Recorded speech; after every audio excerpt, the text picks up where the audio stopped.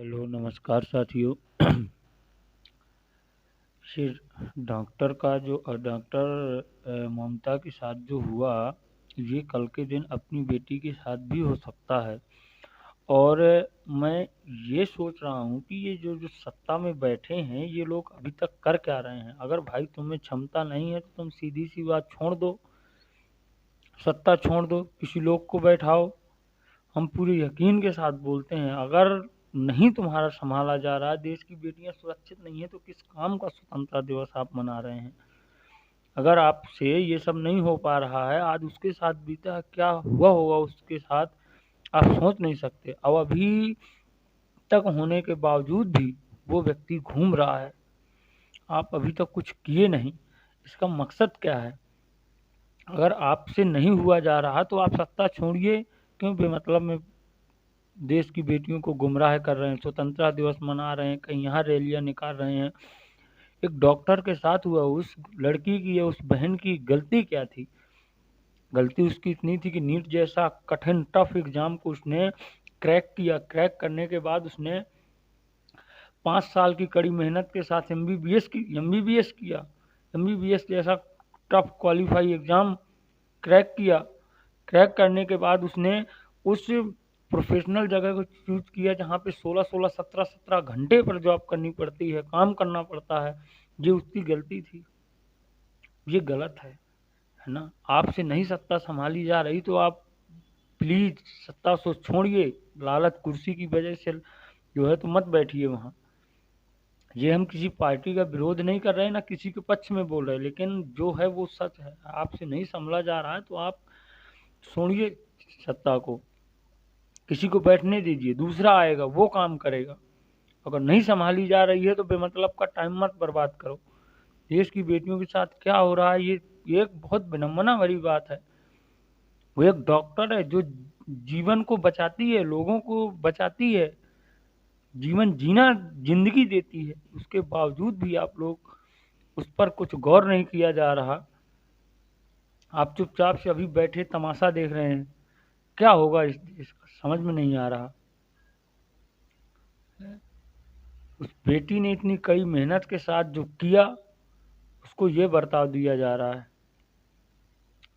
बाकी आप लोगों को मैं ये कहूँगा, आप घर की बेटियों को निगरानी में रखें, नज़र में रखें, है ना। बाकी टाइम बे टाइम या रात में कहीं पर जाने ना दें। अब उसकी तो पोस्ट थी, उसका वो काम ही था कि उसको जाना आना जाना तो पड़ेगा, रात हो चाहे दिन हो, ये दोपहर हो, कुछ भी हो। लेकिन जो दरिंदगी भरी हरकत की है, तो मैं तो ये कहूँगा कि उसको सज़ा मिलनी ही चाहिए। जब तक लेकिन मिलनी चाहिए, और कड़ी से कड़ी सज़ा मिलनी चाहिए। अगर ये शासन, ये सरकार सत्ता उसको सज़ा नहीं दे पा रही है तो इनके सत्ता में बैठने का कोई मकसद नहीं है। ये केवल जनता को गुमराह कर रहे हैं, किसी पार्टी का विरोध नहीं कर रहे ना। मेरी बात बुरी है मगर सच है ना। बेटियां जागरूक हैं, पर इनके साथ हो क्या रहा है वो अपन नहीं समझ पा रहे हैं। अब खुद की बेटी होती तो पता चलता क्या होता। अब जिसके घर की बेटी होगी, जिसके घर का चिराग होगा, उसको जो है तो क्या बीत रही होगी उनके दिल पर, ये लोग महसूस नहीं कर सकते। इसलिए हमें अपनी बेटियों की रक्षा खुद करनी चाहिए ना। तो देखो, कहते हैं कि बेटी और खेती की हमें रक्षा खुद करनी पड़ेगी। क्यों? क्योंकि जो सत्ता में बैठे हैं, ना इनके पास बेटी है और ना ही इनके पास खेती है। अभी भी समय है, जाग जाओ, है ना। जब तक हम इकट्ठे नहीं होंगे, ये सत्ता हमको बेवकूफ बनाती ही रहेगी। ये बातें बुरी लग रही हैं, वीडियो को स्किप कर दीजिए, कोई दिक्कत नहीं है।